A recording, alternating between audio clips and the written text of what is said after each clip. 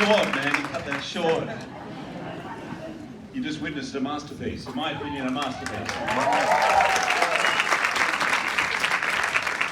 And it's great for me to be here. This is really an honour. Bradley paid for me. I just want to be upfront about it. A lot. Yeah. As you should. As you should. 10% off.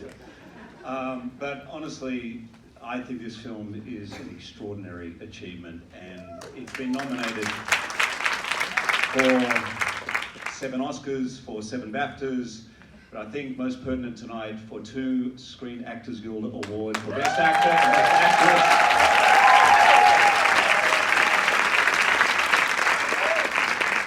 I have a few notes, but I'm just going to put them aside because we're just all actors here, and I think Carey and Bradley, you've achieved something not only in this film but in your careers, something so extraordinary. I think you're 2 of the best actors working today, and yeah. And I know you both well enough to know how humble you are, but I think it'd be really great. Bradley, I've known you for many years, and I've been through this process with you, and I saw early screen tests with Carey 4 years ago. It was, I think, that first screen test that you did. And it's been 6 years for you, Bradley, right, with the film? And so I know a lot of the ins and outs, and I just am dying for you guys to hear some of it, because I think, as we know, as actors, there's so much work that goes involved to make something look so effortless and something so transformative. And if it's okay with you guys, I'd like to just look under the hood a little bit, and I'd love you to talk about your process a little bit. And I'm going to start with you, Carey.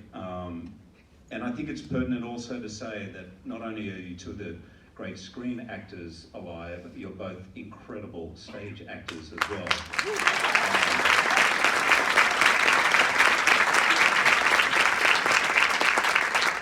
And if I could gush a little bit, Carey, because Bill Nighy to me is in top 3 stage actors of all time that I've ever seen.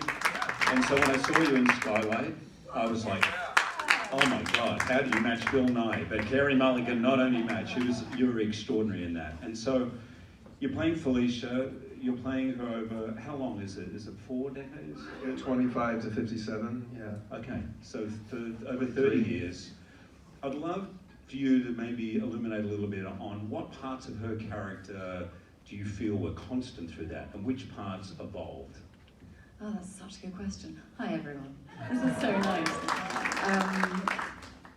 This is so cool, Hugh Jackman's doing this. It's so unbelievably cool that Hugh Jackman is doing it. I mean, like, it's a big one, it's a big one. Can't be not playing that cool. Yeah, well, that's such an interesting question, because I do think she went on a huge journey, and I think we were so lucky because we had these amazing tapes of them being interviewed, and also of them just being. So there was this writer, John Gruen, went and wrote a book called The Private World of Leonard Bernstein, and we had those tapes, these original recordings that he wrote his book on, and you could hear them being interviewed about their lives, but also there was an amazing dinner that he put his tape recorder in the middle of the table at dinner in Italy on holiday in 1967 and pressed record, and it was just them telling the story of when they got married and how it was just complete calamity, and everyone got really drunk and took pills, and and it was all, and there was just tons of, you know, sort of capers. Anyway, so you could hear them just completely being themselves, but you could also hear them being interviewed. And I think what I was struck by was just how wry she was, how she held herself, how sort of, yeah, held. There was this sort of, she was always sort of, there was a poise to her and an elegance that sort of went into everything. And she was very, she knew her mind on things, and I think that was a constant in her life. I think she always knew exactly how she felt about things outside of herself. But I think there was an element of sort of self-protection and self-delusion that kind of fueled her through her relationship. But I was when I wanted to play her, and we had talked, I wanted to go back to where she came from, because she left, you know, her father was American, but she grew up in Santiago, Chile, and spent lots of time coming to America, but she made the choice to move to New York as a very young woman, and I thought, what an extraordinarily courageous thing to do, and so she had that amazing courage. So there were just so many facets of her personality that I think I could have just kept learning about her forever. The tapes, how often did you listen to them? Oh, every day every day, constantly, all the time. And we did we had this incredible dialect coach, Tim Monnick, and we would play them and listen to him. Have you worked with Tim? I have, yeah. Just the best, Yeah. best. And so we would listen to them and work on them, and then we'd just have them on our phones in our heads all the time, and they were amazing. While we're on Tim Monnick, Bradley, I remember hanging out with you one day. You said, I'm going to work with Tim. And I said, weren't you working with him last week? You said, oh no, he's been here for months. So Bradley how long was he with you? It's embarrassing. It's not embarrassing. Too long. No, because this is what it takes to do what you did. We started when I was still finishing A Star Is Born. So we started in LA. And I remember you came actually. I came over because I was there for Wildlife. Not for the Oscars, but the Independent Spirit Awards. But I went over to the house, and it was Oscars weekend, and Tim Monnick was there, and they were working on Lenny. Wow. Yeah. Yeah. I was just lucky that he was willing to do that, and then we worked in New York. But Lenny had 5 different voices, really, or 3, 2, and then we split it up into 2, really, kind of, for the movie. Just as he aged, his voice went down an octave because of smoking and a deviated septum and all of the way he lived. He was an insomniac and he had asthma. And there's a great audio of him leaving this message for Jerome Robbins that we put basically verbatim in the movie, and that was a wonderful template for young Lenny at 25. And then obviously there's so much recordings of him talking when he was 50, and then as he got older, when he was in his late 60s to 72.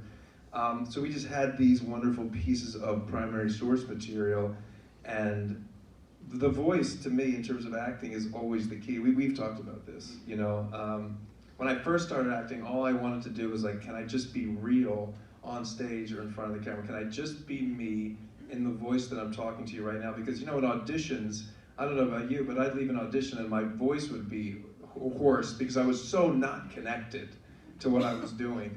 And it's like a screaming scene or whatever, and I realized I've got to get in touch. But then, because I had the privilege of working for over a long period of time, I started to get more bolder in the wow, yeah, we're getting married, and that was good. Yeah, that's great. That's an aha moment. Yeah. As I got older, yes, ma'am, I am getting older, and so. I started to, I remember Willem Dafoe came to our school and he was asked what roles he chooses, and he says, I only choose something that scares me. And I thought at the time, well, I'll never do that, because I only want to do something that I think I could possibly do, but now it's all about doing something that's absolutely terrifying, but you feel maybe deep down there's a place for you to connect with that character. And the voice, for me, has always been, in the latter half of my career, the key. It started with American Sniper. That was the first time I worked with Tim, and then A Star Is Born and Nightmare Alley, and then this movie. So that's where a lot of the work, but more than just the work, the thing that gets us through, I think, and all the people that were involved in the movie, is enthusiasm and joy.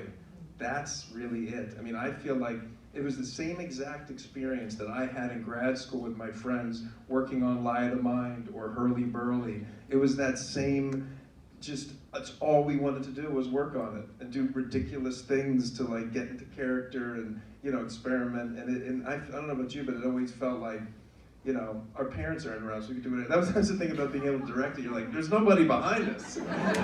It's just us. We can do whatever the fuck we want. Do you remember the moment when you were like, oh, the voice, I've got it, it's just in my bones? Do you remember that? Yeah, For both yes. of you, this is, yeah. It was after a long time. Yeah. And it was older Lenny came first, and then Really? younger Lenny came second. Yeah, because it was trying to figure out creatively where younger Lenny would fit. And Carey was a huge part of ensuring that I focused. It was high-pitched. I was like, this is ridiculous. But you were like, but it did feel real. It was organic. I felt that was the voice. Right. Based on that tape, and we carried that over to when he was a little bit older. Yeah, I would say it probably happened 6 months before we started shooting. Right. Which was years after. So there's a lot of oh, this is horrible. Yeah. Right. I would call her often as Lenny, and many of my other friends. Yeah. And they're like, no, you don't have it. Nowhere close. Are you sick? What's going on? I'm also fascinated, as I'm sure everyone else is, about the physicality of both of the characters.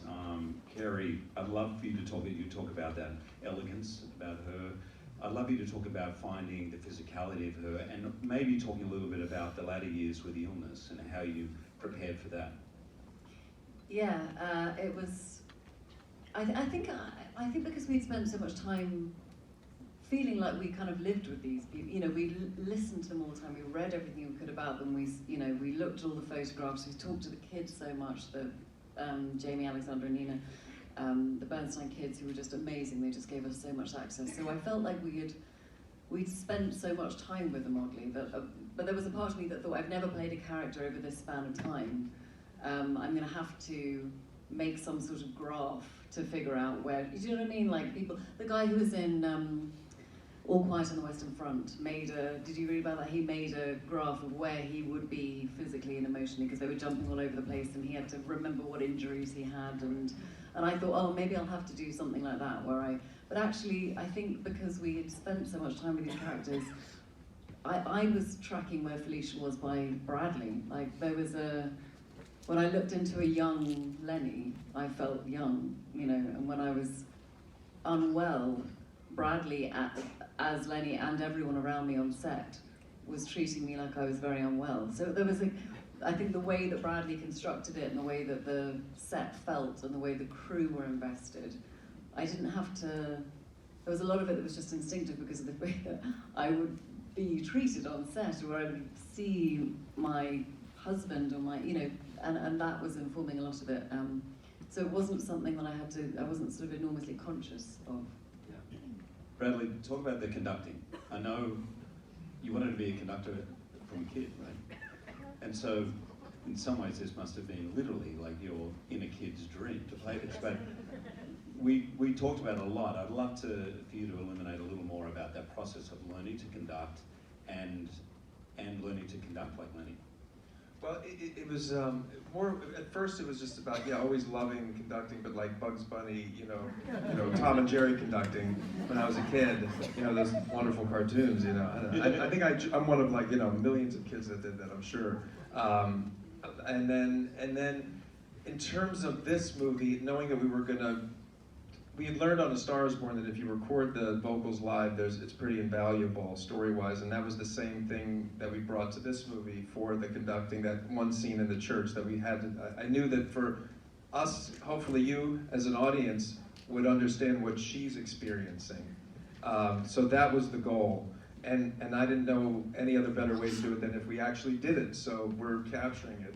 Now, the London Symphony Orchestra certainly did not need me there to do it, at all. So, but the thing I was trying to achieve desperately, and what you could see on YouTube from the 73 performers, is just the utter joy that Lenny had at communicating with the orchestra.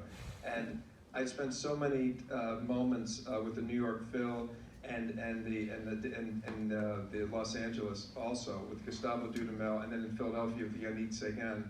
And Yap here at New York Phil, they opened their doors to me, so I was always able to go and watch for the last several years. And there was just this incredible thing where I would sit in the wings, where everything's in profile, and it almost looked like a sound wave. The movement of those conductors with the orchestra, and that's what we have to get. And then that matched with joy, so it's just one element. So that was the thing about.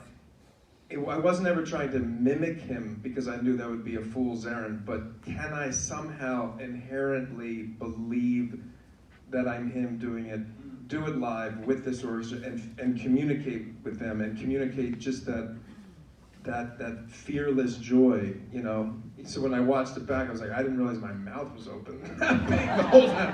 I was like, but we only did it once, so we don't have the budget to digitally close my mouth, so.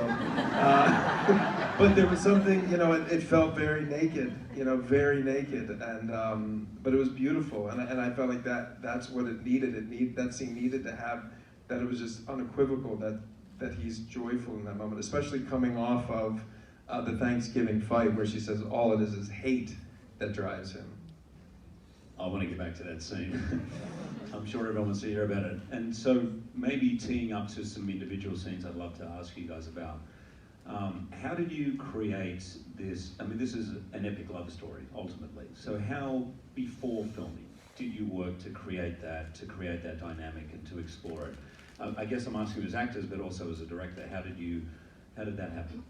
Well, we all know, you and I have both worked with Elizabeth Kemp, who has passed away, but I learned from her this dream workshop in grad school that I found invaluable and that I'd always done on my own for movies, and then I started to do with the other actor once I started to direct movies. So Stephanie, Lady Gaga, was the first person, and it really did bond us in a way that made the movie possible, I thought. And then, so I knew right away, and I spoke to Carey about it early on, and Elizabeth had passed away, but your teacher, Kim, what's her last name? Kim Gillingham. Gilliam, yes, Kim Gilliam, who's fantastic, had done Dream Workshop with Sandra Seacat, so they all had sort of funneled from the same place.